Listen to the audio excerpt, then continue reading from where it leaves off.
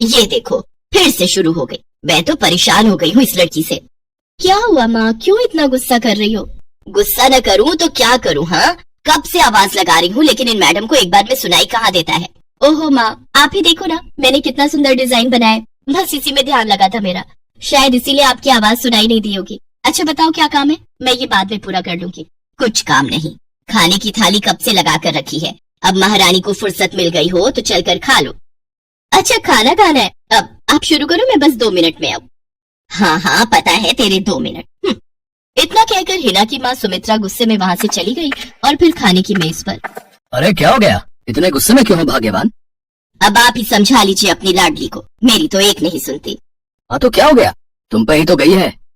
आपको मजाक सूझ रहा है? यहाँ मेरा दिमाग खराब हो रहा है, सारा दिन बस मेहंदी के डिजाइन बनाती रहती है और कोई काम ही नहीं है इसे। इसका मतलब वो सच में तुम पर ही गई है। तुम्हें भी तो मेहंदी लगाने का बड़ा शौक था ना इस उम्र में?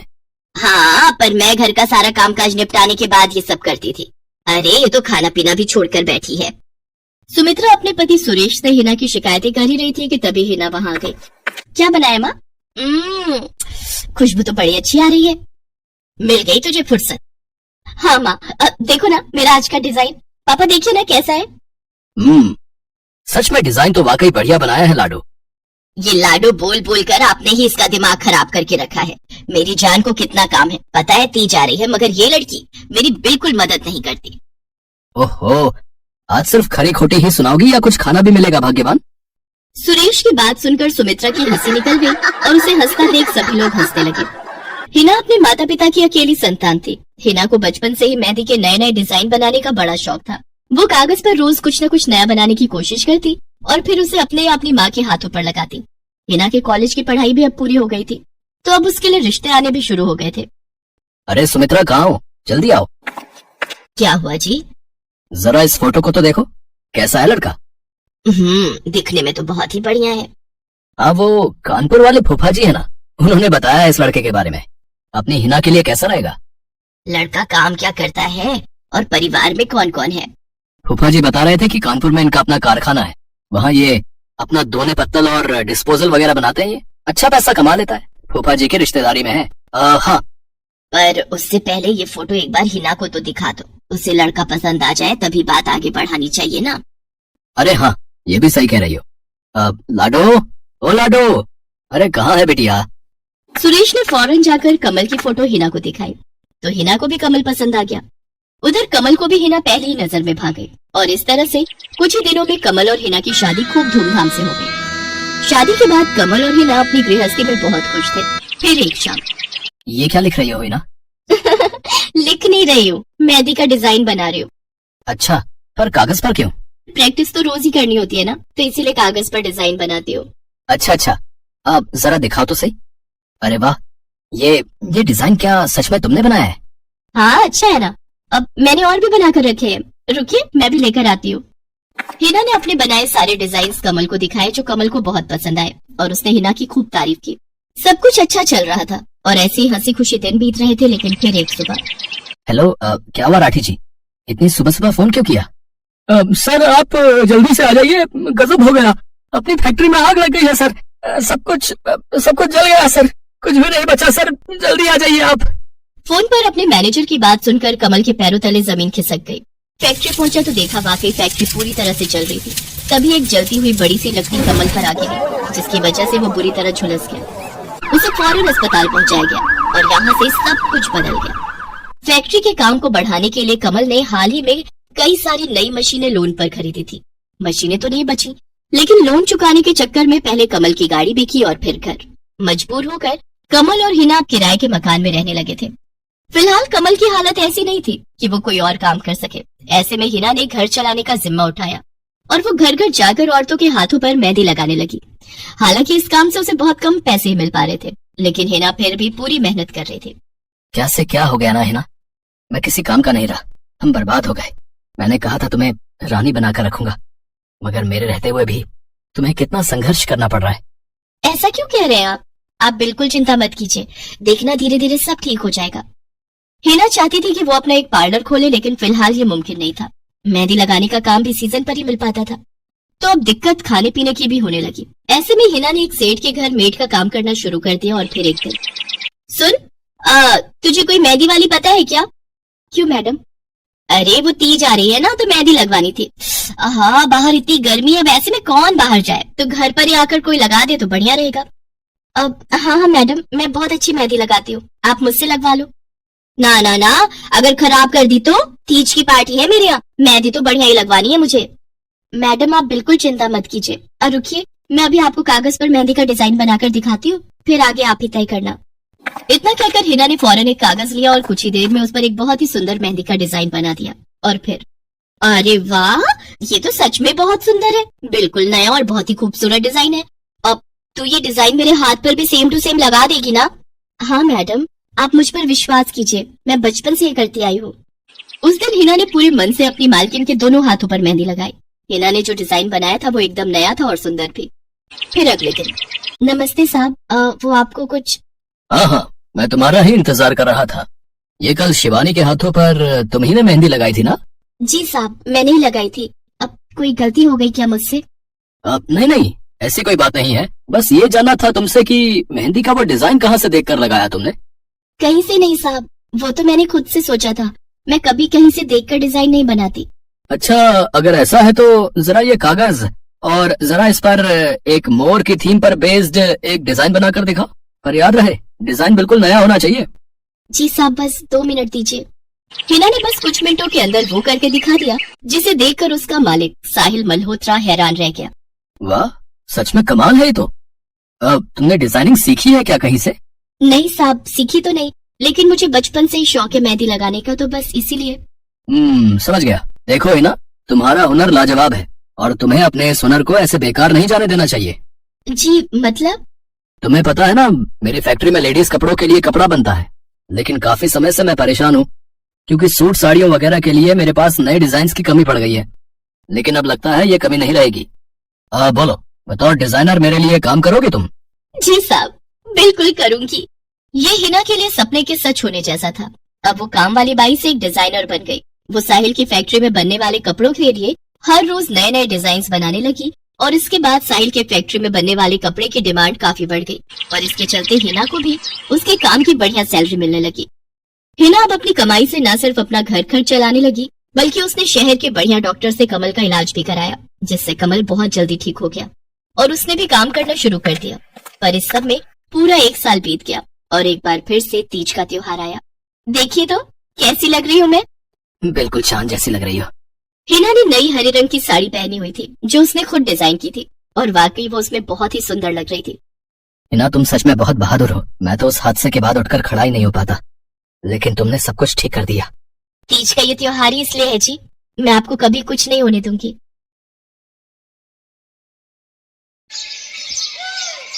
मीरा, ओ मीरा, चल तो जल्दी से आटा गूंथ दे, मैं फटाफट रोटियां सेक दूंगी। नहीं माँ, मैं नहीं गूंथ पाऊंगी, मैंने मेहंदी लगा ली है हाथ पर। क्या? सुबह सुबह तू फिर मेहंदी लगाकर बैठ गई? बड़ी मक्कार है सच में, काम में मदद ना करनी पड़े इसलिए जब देखो मेहंदी लगाकर बैठ जाती है। चल जल्दी से हाथ धोकर आ मेरे पास, मुझे काम पर जाने के लिए देर हो रही है। माँ बस आज कर लो ना, देखो ना मैंने कितनी मेहनत से कितना सुंदर डिजाइन बनाया है। लेकिन जैसे ही उसकी नजर मीरा के हाथों पर पड़ती है, उसका गुस्सा पल भर में गायब हो जाता है। वो मीरा से कहती है, अरे वाह मीरा, तूने तो बड़ी सुंदर मेहंदी लगाई है। हाँ माँ, वो शांति दीदी ने मुझे एक किताब दी थी कल, उसमें बड़े सुंदर सुंदर डिजाइन बने हैं, बस उसी में से देखकर लगाई है मैंने। सुंदर है ना? हाँ बहुत सुंदर है। अरे लेकिन मुझे तो ओफो, फिर लगा लेना तूने बातों में, पहले से ही देर हो रही है, ऊपर से तू भी मेहंदी लगाकर महारानी जैसे बैठ गई है। माँ तुम इतना परेशान क्यों होती हो? 1-2 घंटे में जब मेरी मेहंदी सूख जाएगी तो मैं घर के सारे काम कर दूंगी। मीरा की बात मानकर कावेरी काम पर चली जाती है। वो एक बड़ी सोसाइटी के घरों में काम करती थी और इसी काम से कावेरी और मीरा का गुजारा चलता था। कावेरी के पति की कई साल पहले एक सड़क हादसे में मौत हो गई थी। तब से कावेरी पर ही सारी जिम्मेदारी थी। मीरा भी घर के कामों में उसका पूरा हाथ बटाती थी। मीरा को मेहंदी लगाना बहुत पसंद था। उसने अपने घर के पीछे मेहंदी के कई सारे पौधे लगा रखे थे, जिनका वो बहुत ख्याल रखती थी। वो अपने हाथों से मेहंदी के पत्तों को पीसकर अपने हाथों में लगाने के लिए तैयार करती थी। फिर एक दिन, मीरा हमें इस जगह पर थोड़ी मोड़ी खेती कर लेनी चाहिए। ये मेहंदी के पौधों से कुछ कमाई थोड़ी ही हो रही है, खेती कर लेंगे तो कुछ पैसे ही बन जाएंगे। नहीं माँ, मेरे मेहंदी के पौधों को हाथ भी मत लगाना। बाजार से मेहंदी खरीदने के तो पैसे हैं नहीं हमारे पास। अभी नहीं तो रहने दो। ये कहते हुए मीरा की आंखों में आंसू थे। कावेरी उसके सिर पर हाथ रखते हुए कहती है, मीरा मैं जानती हूँ तुझे मेहंदी लगाना बहुत अच्छा लगता है, लेकिन बेटा अपनी हालत तो तुझे पता ही है ना। मैं कितनी मुश्किल से। माँ सब समझती हूँ मैं। जाओ कर लो जो करना है। इतना कहकर मीरा रोते हुए वहाँ से चली जाती है। कावेरी को उसके लिए बुरा लग रहा था। वो मीरा की मेहंदी के पौधों को कुछ नहीं करती। ऐसे ही कई दिन गुजर जाते हैं। ज्यादा काम करने की वजह से कावेरी की तबीयत खराब रहने लगी। वो बहुत जल्दी जल्दी बीमार पड़ने लगी। तो मीरा ने उससे कहा, माँ तुम रहने दो, तुम्हें बुखार है, रात भर सोई नहीं हो, मैं चली जाती हूँ काम पर। नहीं मीरा तू कैसे? ना नहीं मैं ठीक हूँ, मैं जाती हूँ। कावेरी जैसे ही उठकर चलने की कोशिश करती है, अचानक उसे चक्कर आ जाता है। मीरा उसे सहारा देकर बिस्तर पर लिटा देती है और उससे कहती है, बस माँ अब तुम आराम करोगी और काम पर अब से मैं जाऊंगी। कावेरी घर पर रहकर आराम तो कर रही थी, लेकिन वास्तव में उसे अच्छे इलाज की भी जरूरत थी, जिसके लिए पैसे थे नहीं। दूसरी तरफ अब हर रोज मीरा काम पर जाती और लौटकर घर के भी सारे काम उसे ही करने पड़ते थे। इस सब में उसे मेहंदी लगाने का बिल्कुल भी वक्त नहीं मिल पाता था। मीरा कितने दिन हो गए तूने मेहंदी नहीं लगाई? हाँ माँ बस मन नहीं कर रहा। अच्छा मेहंदी लगाने का तेरा मन नहीं? मैं सब जानती हूँ। मैंने बिस्तर पकड़ लिया है और मेरी फूल सी बच्ची पर सारे काम पड़ गए हैं। अब बस बहुत हो गया आराम। मीरा जा तू जाकर मेहंदी लगा ले, आज मैं जाऊंगी काम पर। नहीं माँ तुम कहीं नहीं जाओगी, मैं कर लूंगी सब। और मैं सच बोल रही हूँ, मैं बड़ी हो गई हूँ, मेहंदी वेहंदी का मुझे शौक नहीं। इतना कहकर मीरा काम पर जाने के लिए घर से निकल जाती है। कावेरी की आंखों में आंसू आ जाते हैं। मीरा सोसाइटी के कई घरों में काम करती थी। उन्हीं में से एक घर आरती का भी था। उसके घर पर तीज का त्योहार बड़े धूमधाम से मनाया जाता था। तीज की तैयारियों में मीरा भी मदद कर रही थी। इसी बीच अरे ऐसे कैसे? मैंने सारे रिश्तेदारों को बुला लिया है, मेरी सारी फ्रेंड्स भी आने वाली है, मैं क्या कहूँगी उन्हें? फोन पर काफी देर बहस करने के बाद आरती फोन रख देती है। उन्हें उदास देखकर मीरा उससे पूछती है, क्या हुआ मैडम जी, आप कुछ परेशान लग रहे हो? हाँ मीरा बड़ी मुसीबत हो गई। कल तीज का फंक्शन है, मैंने सबको मेहंदी लगवाने के लिए यही बुला लिया है और आखिरी मौके पर ये पार्लर वाली धोखा दे गई। कह रही है कल नहीं आ पाएगी। अब क्या होगा? इतनी जल्दी कौन तैयार होगा सबको मेहंदी लगाने के लिए? मैडम जी वैसे मैं भी ठीक ठाक मेहंदी लगा लेती हूँ। अरे हाँ कावेरी ने मुझे बताया तो था एक बार कि तुझे मेहंदी लगाने का बहुत शौक है। वैसे मुझे तो कोई परेशानी नहीं है, तू देख ले बेटा, बहुत सारे हाथ लगाने होंगे और मेहंदी बढ़िया लगनी चाहिए सबके। आप बिल्कुल चिंता मत करिए मैडम जी, मैं सब अच्छे से करूँगी। बहुत दिनों बाद मीरा के चेहरे पर खुशी थी। उसने घर पहुंचते ही मेहंदी के खूब सारे पत्ते तोड़कर पत्थर पर पीसना शुरू कर दिया। ये देखकर कावेरी ने मीरा से कहा, अरे मीरा शाम हो गई है, अब मेहंदी मत लगा, मौसम भी ठंडा है बेटा। ये मेहंदी मैं अपने लिए नहीं पीस रही माँ, वो 5वीं फ्लोर वाली मैडम जी है ना, कल उनके यहाँ लगानी है। अच्छा बेटा पर ध्यान से बेटा, वो बड़े लोग हैं, कोई गलती ना हो जाए। माँ तुम बिल्कुल चिंता मत करो, मेहंदी लगाने में मुझसे कभी कोई गलती हो ही नहीं सकती। मीरा खूब सारी मेहंदी तैयार करके अगले दिन आरती के घर पहुंच जाती है। वो अपनी मेहंदी को कोन में भरने लगती है कि तभी आरती की एक फ्रेंड आरती से, आरती ये किसे बुला लिया तुमने? मैंने जिस पार्लर का नंबर दिया था तुम्हें, उससे बात नहीं हुई क्या? हुई तो थी, लेकिन उसने आखिरी वक्त पर मना कर दिया। तुम बिल्कुल चिंता मत करो, ये मीरा है, मेरी हाउसमेट है ना कावेरी, ये उसी की बेटी है, बहुत अच्छी मेहंदी लगाती है ये।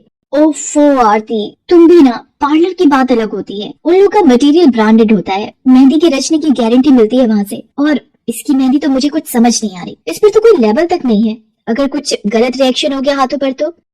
आप बिल्कुल चिंता मत कीजिए मैडम जी, ये मेहंदी मैंने खुद पीस कर तैयार की है, मेरे पास बहुत सारी मेहंदी के पौधे हैं, इसमें कुछ भी ऐसा नहीं है जो आपके हाथों को नुकसान दे। ना भाई ना, सॉरी आरती, बट मैं अपने हाथों को लेकर कोई रिस्क नहीं ले सकती, तुम सब लगवाओ, मैं तो पार्लर जाकर ही लगवाऊंगी। इतना कहकर आरती की दोस्त शालिनी वहाँ से चली जाती है। आरती मीरा को इशारा देकर काम शुरू करने को कहती है। अरे वाह, मानना पड़ेगा, इस बच्ची ने कमाल की मेहंदी लगाई है। मुझे तो नहीं लगता कि इस मेहंदी का वैसा रंग आएगा जैसा पार्लर वाली मेहंदी का आता है। अब बस भी करो शालिनी, मेहंदी कैसी रचेगी ये कल तक पता चल ही जाएगा ना, बच्ची है वो, उसे इस तरह डराओ तो मत। अरे मुझे क्या, मेरे हाथ कौन सा खराब होने वाले हैं, तुम ही लोग लगवाओ और तुम ही भुगतना। शालिनी गुस्से में वहाँ से चली जाती है। उसे पूरा यकीन था कि मीरा की मेहंदी रचेगी नहीं, साथ ही हाथों पर उसका गलत रिएक्शन भी हो सकता है, लेकिन जो हुआ वो इससे बिल्कुल अलग था। अगले दिन मीरा के घर पर, अरे मैडम जी आप यहाँ, आपने तो आज काम पर आने के लिए मना किया था ना, मैं इसीलिए नहीं आई। हाँ कल तुम कितना थक गई थी, इसीलिए मैंने आने को मना किया। मैं यहाँ तुम्हें काम पर बुलाने नहीं बल्कि किसी और काम से आई हूँ, अंदर नहीं बुलाओगी? अरे माफ कीजिएगा बेटा मैडम जी, आइए अंदर आइए। आरती को देखकर कावेरी भी बिस्तर से उठकर खड़ी हो जाती है। आरती के साथ उसकी दोस्त शालिनी भी थी। मीरा उन दोनों को पानी देते हुए कहती है, ये लीजिए मैडम जी, मेहंदी तो ठीक से रची ना मैडम जी? ये तुम्हें मैं नहीं शालिनी बताएगी। फिर शालिनी अपने हाथ मीरा की तरफ बढ़ा देती है। उसके हाथों पर कई जगह छाले पड़े हुए थे। ये देखकर मीरा उससे कहती है, अरे ये क्या हुआ मैडम जी? मैंने तुमसे मेहंदी नहीं लगवाई, उल्टा तुम्हारा अपमान करती रही। उसी की सजा मिली है मुझे। मैंने सबसे महंगे वाले पार्लर में जाकर मेहंदी लगवाई। मैंने उनसे जोर देकर कहा कि मेहंदी का रंग बहुत बढ़िया आना चाहिए। इस चक्कर में उन्होंने पता नहीं क्या क्या मिला दिया मेहंदी में, और मेरे हाथों का ये हाल हो गया। और दूसरी तरफ तुम्हारी मेहंदी, जिसने भी लगवाई उसके हाथों की रंगत ही अलग है। देखो आरती के हाथ देखो जरा। आरती ने अपने हाथ आगे बढ़ा दिए, जिन पर मीरा के हाथों से लगी मेहंदी का बहुत ही अच्छा रंग चढ़ा था। फिर आरती कावेरी के पास जाकर उससे बोली, बस कावेरी, ये झाड़ू पोछा और बर्तन बहुत करवा लिए तुमने मीरा से। ये अब वो करेगी जो इसे करना चाहिए। जी क्या मतलब मैडम जी? ये अब मेहंदी लगाएगी सबके हाथों पर। हमारी एक दोस्त का अपना ब्यूटी पार्लर है, उसे मीरा का काम और उसकी मेहंदी की क्वालिटी बहुत अच्छी लगी। वो मीरा को अपने यहाँ काम देना चाहती है। अच्छे पैसे भी देगी वो मीरा को, और तो और वहाँ रहकर मीरा पार्लर के दूसरे काम भी सीख पाएगी। आरती की बात सुनकर कावेरी की आंखों में आंसू आ जाते हैं। वो हाथ जोड़कर आरती का शुक्रिया अदा करती है। मीरा भी बहुत खुश थी। अब न सिर्फ वो अपना मेहंदी लगाने का शौक पूरा कर सकती थी, बल्कि अच्छे पैसे कमाकर अपनी माँ का इलाज भी करवा सकती थी। एक समय की बात है, केशवपुर नामक गांव में सरला नाम की एक बूढ़ी विधवा औरत अपने बेटा बहू के साथ रहती थी। सरला की बहू जया स्वभाव से बहुत बुरी थी। वो रोजाना सरला से बात बात पर लड़ती रहती थी।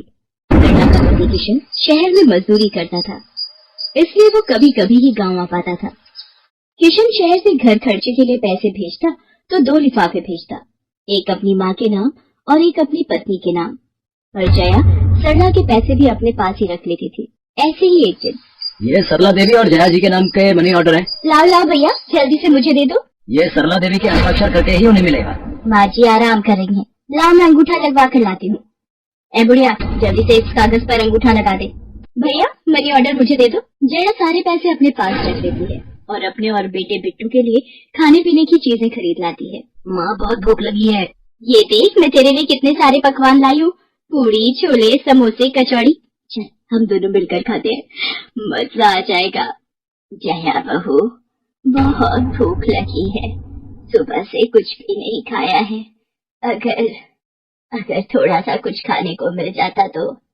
पता नहीं इस बुढ़िया को कितनी भूख लगती है, जब देखो हम माँ बेटे के खाने पर नजर लगाती रहती है। ये ले पकड़, आधी कचौड़ी दे रही हूँ, अब रात तक कुछ खाने को नहीं मिलेगा। और तुझे तो मैंने बोला था कि कपड़े धो देना, तेरे से अभी तक कपड़े नहीं धुले। ये कचौड़ी खाकर चुपचाप सारे कपड़े धो देना, नहीं तो मुझसे बुरा कोई नहीं होगा। बेचारी सरला कचौड़ी का एक टुकड़ा खाकर भला क्या पेट भरती। वो फिर से दोबारा काम पर लग जाती है। एक दिन किशन शहर से वापस आने वाला था। जया को पता था कि जब किशन सरला से पूछेगा कि वो उसे पैसे बराबर भेजता है तो उसे मिलते हैं या नहीं। ये बात सोचकर जया थोड़ा घबरा जाती है और वो सरला से कहती है, ओ बुढ़िया, अगर तूने अपने बेटे से कहा कि तुझे उसके भेजे हुए पैसे नहीं मिलते तो मुझसे बुरा कोई नहीं होगा। वो तो एक दिन रहकर चले जाएंगे, उसके बाद जो मैं तेरा हाल करूंगी ना, फिर तू देखती रह जाएगी। इसलिए अपने बेटे के सामने दुखड़े रोने की कोशिश मत करना। नहीं बहू, मैं किशन को कुछ नहीं कहूंगी। माँ मैंने तुम्हें पैसे भेजे थे, वो तुम्हें मिल गए थे ना? अरे आप बिना कैसी बातें करते हो? माँ जी को मैं बराबर से पैसे देती रहती हूँ। माँ जी ये लो गरम गरम पनीर के पकौड़े, आप भी खाओ। किशन 2 दिन रहकर शहर वापस चला जाता है। जया फिर से अपने रूप में आ जाती है। दिन भर सरला काम करके एक दिन चक्की से आटा पिसवा कर लौट रही थी कि अचानक उसे चक्कर आ जाते हैं। रिक्शा में जाती एक लड़की देख लेती है। भैया इन्हें उठाने में मेरी मदद करो, बेचारी पता नहीं कौन है। सुमन, ये तेरे साथ कौन है? ये रास्ते में बेहोश हो गई थी, मैंने घर ले आई, लगता है इन्हें होश आ गया है। अब कैसा लग रहा है आपको? मैं ठीक हूँ बेटी, तुम्हारा बहुत बहुत शुक्रिया बेटी। माँ जी आप इतनी भारी आटे की बोरी अकेले ही उठा कर ले जा रही थी, आपके बच्चे या कोई? सरला की आंखों में आंसू आ जाते हैं, रो पड़ती है। माँ जी कोई परेशानी है तो आप हमसे कह सकते हो, मुझे लग रहा है आप बहुत परेशानी में हो। क्या करूं बेटी, मैं इस जीवन से हार गई हूँ। सरला के दुख का घड़ा फूट जाता है और वो सारा दुख सुमन और बाकी लड़कियों को बताती है। अब इस संसार में जीने की कोई इच्छा नहीं है मेरी। माँ जी ऐसा मत सोचिए, आप जीवन से यूं निराश मत होइए। अब आप अपनी बहू के पास वापस मत जाना, आप यहाँ हमारे साथ रहो। बेटी तुम बहुत अच्छी हो, भगवान तुम्हारा भला करे। तुम लोग यहाँ गांव में रहती हो क्या? जी माँ जी, हम मेहंदी वाली हैं। हम लोग मेहंदी लगाने का काम करती हैं और आसपास के गांव और शहरों में मेहंदी लगाने जाती हैं। क्या मैं भी ये काम सीख सकती हूँ? क्यों नहीं, बिल्कुल। और ये तो बहुत अच्छी बात है, हमारे ग्रुप में आप भी जुड़ जाओगे। मैं आपको मेहंदी लगाना सिखाऊंगी। सरला अब उन लड़कियों के साथ ही रहने लगी और कुछ ही समय में वो बहुत अच्छी मेहंदी लगाना सीख गई। इधर जया सरला के कुछ दिन तक वापस न आने से घबरा जाती है। ये बुढ़िया इतने दिनों से कहाँ गायब है, मुझे तो कोई खोज खबर नहीं है। बिट्टू के बापू ने हम सबको अचानक शहर बुलाया है, वहाँ जाकर अब यही बोलना पड़ेगा कि बुढ़िया की तबीयत खराब थी इसलिए नहीं ला सकी। जया बिट्टू को लेकर किशन के पास शहर पहुँचती है। क्या हुआ जया, माँ तुम्हारे साथ नहीं आई? वो माँ जी की तबीयत कुछ ठीक नहीं थी, इसलिए मैंने उन्हें बोला कि वो गांव में ही रहें। बेकार में सफर करती तो उनकी तबीयत और खराब हो जाती। पर तुमने मुझे अचानक क्यों शहर क्यों बुला लिया? अरे वो हमारे सेठ जी की लड़की की शादी है, इसलिए उन्होंने बोला कि कोई ऊपर के कामों के लिए मिल जाए। मैंने सोचा तुम्हें बुला लेता हूँ, और माँ भी थोड़े दिन के लिए मेरे पास रह लेगी। चलो कोई नहीं, मैं तुम्हें मालकिन से मिलवा देता हूँ। देखो किशन, शाम को मेहंदी का समारोह है तो काम अच्छे से निपटाने हैं। जितने भी मेहमान आएंगे उनके स्वागत में कोई कमी ना होने पाए। आप चिंता मत करो मालकिन, सब हो जाएगा। ये मेरी पत्नी है, मैंने इसे गांव से बुला लिया है, ये सब संभाल लेगी। जया मेहंदी समारोह की तैयारियों में काम करवाने लगती है। सब मेहमान आने लगते हैं। रिचा, मेहंदी वाली अभी तक नहीं आई, कितने बजे का टाइम दिया था? मम्मी मेरी उनसे बात हो गई है, बस कुछ ही देर में आती होंगी। लोग आ गए। माँ जी ये यहाँ कैसे? मेहंदी वाली लड़कियों के साथ? हाँ यहाँ। जया तुम तो कह रही थी कि माँ बीमार है और गांव में है, पर माँ मेहंदी वाली लड़कियों के साथ क्या कर रही है? मुझे कुछ समझ नहीं आ रहा। मैं माँ के पास जा रहा हूँ। माँ तुम यहाँ इन सबके साथ? किशन बेटा आप मेरे साथ इधर आइए, मैं आपको सब बताती हूँ। ये लड़की इनको सब कुछ बता देगी। शायद आप नहीं जानते हैं, आपकी पत्नी ने आपकी माँ पर बहुत जुल्म किए हैं, इसीलिए ये बेचारी अपना घर छोड़कर हमारे साथ रहने को मजबूर थी। सुमन किशन को सारी सच्चाई बताती है। सरला की आंखों में आंसू आ जाते। किशन सबके साथ जब घर आ जाता है। जया तुम्हें शर्म आनी चाहिए, तुमने मेरी माँ के साथ इतना बुरा व्यवहार किया। तुम्हारी वजह से मेरी माँ दर दर भटक रही है। अब तुम मेरे साथ एक पल भी नहीं रहोगी। बिट्टू को मैं पाल लूंगा। अभी के अभी अपने मायके निकल जाओ। ऐसा मत कहो, मैं आप लोगों के बिना कैसे रहूंगी? मुझे माफ कर दो, मुझे माफ कर दो, मेरे से गलती हो गई। माँ जी मुझे माफ कर दो। किशन बेटा, मैं किसी से भी नाराज नहीं हूँ। जया बहू को माफ कर दे, गलती इंसान से ही होती है बेटा। मैंने जया बहू को माफ कर दिया। किशन जी आप चिंता मत कीजिए, आपकी माँ जी अब हमारे साथ ही काम करेंगी। उस दिन के बाद जया ने अपना व्यवहार बदल लिया। सरला ने मेहंदी लगाना नहीं छोड़ा, वो अपने मेहंदी लगाने के काम को करती रही। जया को अपनी गलती का एहसास हो गया था, अब वो भी सरला की बहुत देखभाल करती थी। संध्या की बुआ जो कि दिल्ली में रहती थी, वो उसके लिए एक अच्छे घर का रिश्ता लेकर आई थी। देखो भैया, मेरी इतनी जान पहचान तो नहीं है लड़के वालों से, पर इतना जानती हूँ अड़ोस पड़ोस में कहीं पूछोगे तो लोग अच्छा घर ही बताएंगे। ठीक है सुमन, अगर तुम कहती हो तो लड़के वालों को एक बार बुला लेते हैं। अब संध्या भी लड़के को देख लेगी। संध्या की बुआ लड़के वालों से अपने तरीके से बात कर लेती है और कुछ दिनों बाद संध्या की शादी विपुल नाम के लड़के से हो जाती है। पता नहीं इस काम वाली को छुट्टी लेकर गाँव अभी जाना था। उसे पता था शादी वाला घर है, नई नवेली दुल्हन आएगी तो घर में 100 काम होंगे, फिर भी बिना बताए गांव निकल गई। अब मैं दूसरी काम वाली इतनी जल्दी कहाँ से ढूंढूंगी? राजेश्वरी एक प्याली चाय दे दो तो बड़ी मेहरबानी होगी, सुबह से एक प्याली चाय भी नहीं मिली है। तुम्हें तो जब देखो चाय पीने की पड़ी रहती है। पता भी है एक बर्तन नहीं है धुला हुआ जिसमें तुम्हारी चाय बना दो, ढेरों बर्तन रसोई में पड़े हैं झूठे। माँ मैं कॉलेज जा रही हूँ, तुम मुझे ये मत कहना कि मैं छुट्टी कर लूँ और तुम्हारे साथ घर का काम करवाऊँ। मेरा आज बहुत बड़ा प्रोजेक्ट सबमिट होना है, इसलिए मैं तो कोई काम नहीं कर सकती। ये लो, अब इसे भी अभी कॉलेज जाना था। अब मैं क्या करूं, कुछ समझ नहीं आ रहा। संध्या की सास राजेश्वरी अभी काम वाली को लेकर परेशान हो ही रही थी, तभी संध्या राजेश्वरी की सारी बातें सुन लेती है और रसोई में जाकर बर्तन धोने लगती है। अरे संध्या बहू, तुम ये रसोई में क्या कर रही हो? हटो हटो हटो, ये झूठे बर्तन तुमसे थोड़ी करवाऊंगी। अभी तुम्हारे हाथों की मेहंदी भी नहीं उतरी।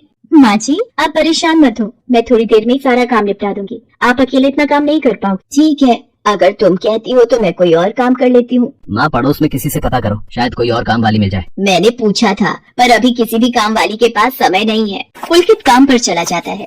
संध्या सारे घर का काम करती है। अब तो रोजाना ही ऐसा होने लगा। काम वाली तो थी नहीं। संध्या की ननद पूजा सुबह होते ही कॉलेज निकल जाती और सास पैरों में दर्द के बहाने बिस्तर पर आराम करती। संध्या तो मानो घर के कामों में ही उलझ गई। एक शाम, माँ तुम बिल्कुल सही बहू ढूंढ कर लाई हो। बेचारी गरीब घर की है, इसलिए चुपचाप संस्कारी बहू की तरह घर के काम कर लेती है। अगर कोई पैसे वाले घर की लड़की बहू बनाकर ले आती तो वो पूरे घर को अपने इशारों पर नचाती और तुम और मैं बस बर्तन घिसते रह जाते। तभी तो मैंने इसकी बुआ को शादी के लिए हाँ कह दिया था। मुझे पता है ये गरीब घर की लड़कियां बड़ी सीधी सादी बहुएं साबित होती हैं। अब काम वाली गांव भाग गई। सोच ये ना होती तो कौन काम करता। राजेश्वरी, तुम दोनों माँ बेटी को तो संध्या बहू का शुक्रगुजार होना चाहिए। बेचारी ने आते से ही पूरा घर संभाल लिया। ऐसे ही दिन बीत रहे थे। संध्या सभी घर वालों की देखभाल का पूरा ध्यान रखती थी।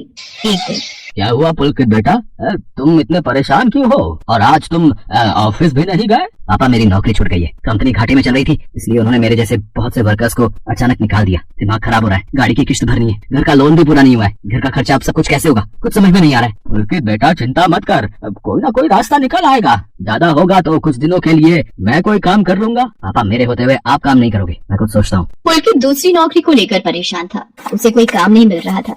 घर में पैसों की तंगी भी शुरू हो गई। पुलकित ने अपनी गाड़ी बेच दी। घर के लोन को लेकर वो परेशान था। 15,000 रुपए की किश्त उसे भरनी थी। तभी, भैया मेरे कॉलेज की फीस इस बार बहुत लेट हो गई है। मेरा आखिरी साल है, अगले महीने की 5 तारीख तक 12,000 रुपए फीस के भरने हैं। मैं कुछ इंतजाम करता हूँ। ऐसे खाली हाथ पर हाथ रखकर मैं नहीं बैठ सकती, मुझे कुछ सोचना होगा। पता नहीं, हो सकता है किरण ने बात कर ली होगी, पूछती हूँ। हेलो किरण, मैं संध्या बोल रही हूँ। तूने बात की फिर? पार्लर में जगह खाली है क्या? हाँ मैंने बात कर ली है। 12,000 रुपए महीना देंगी रविता मैम। बोल, तू हाँ बोलती है तो मैं बात कर लेती हूँ। ठीक है तू हाँ बोल दे, कम से कम कुछ तो पैसे आ जाएंगे। संध्या पुलकित से पार्लर में मेहंदी लगाने की नौकरी की बात करती है। पहले तो वो मना करता है पर संध्या उसे समझाती है। पुलकित, मैं जानती हूँ आप परेशानी के दौर से गुजर रहे हो। मैंने आपसे शादी के बाद हर सुख दुख में साथ निभाने का वादा किया था और आप परेशान मत हो। मैं घर और बाहर दोनों का काम एक साथ संभाल लूंगी। ठीक है संध्या, तुम कल से पार्लर में नौकरी के लिए जा सकती हो। अगले दिन से संध्या सारे घर के काम के साथ साथ पार्लर भी जाती और वहाँ पर पूरा दिन मेहंदी लगाने का काम करती और शाम के वक्त घर आती। संध्या बहुत मेहनत कर रही थी ताकि वो अपने परिवार की मदद कर सके। संध्या बहुत सुंदर मेहंदी लगाती थी। ये बात उसकी सास को तब पता चली जब उसने पार्लर में काम करना शुरू किया। संध्या को पार्लर में काम करते हुए 1 महीना बीत चुका था। पार्लर की मालकिन रविता भी संध्या की मेहंदी लगाने के काम को देखकर बहुत खुश थी। संध्या, तुम सचमुच बहुत मेहनती हो। पिछले 1 महीने में बहुत से क्लाइंट तुम्हारी तारीफ कर रहे हैं और अपनी फैमिली फ्रेंड्स की शादी या सगाई फंक्शन के लिए तुम्हें मेहंदी के लिए बुक करना चाहते हैं। और हाँ, ये तुम्हारी सैलरी 12,000 रुपए। बाकी ये तुमने ओवर टाइम भी शादी के सीजन में बहुत किया है, उसके 6,000 रुपए अलग से दे रही हूँ। थैंक यू मैम, आपने मेरे काम की इतनी तारीफ की। मैं तो बस भगवान की कृपा से मेहनत से करती हूँ। संध्या घर आ जाती है और 12,000 रुपए पूजा के हाथ में रखती है। पूजा, ये तुम्हारी कॉलेज की फीस के पैसे, तुम कल ही अपनी फीस जमा कर देना। भाभी, ये तो आपकी मेहनत की कमाई है, आप ये सारे पैसे मुझे दे रहे हो? नहीं नहीं भाभी। पूजा, तुम मुझे अपनी भाभी कहती हो ना, और भाभी तो माँ समान होती है, तो क्या तुम अपनी भाभी माँ के पैसे नहीं लोगी? तुम अपने भैया से भी तो लेती हो ना। फिर मेरे और अपने भैया में फर्क है, मैं भी तो इस घर का हिस्सा हूँ, इसलिए ये पैसे रख लो। मुझे माफ कर दो भाभी, मैंने ना जाने आपके बारे में क्या क्या गलत सोचा। पुलकित को भी दूसरी नौकरी मिल जाती है। अब संध्या और पुलकित दोनों मिलकर काम करते थे। राजेश्वरी और पूजा भी अब संध्या की घर के कामों में बहुत मदद करती थी। परिवार में खुशियां फिर से लौट आई।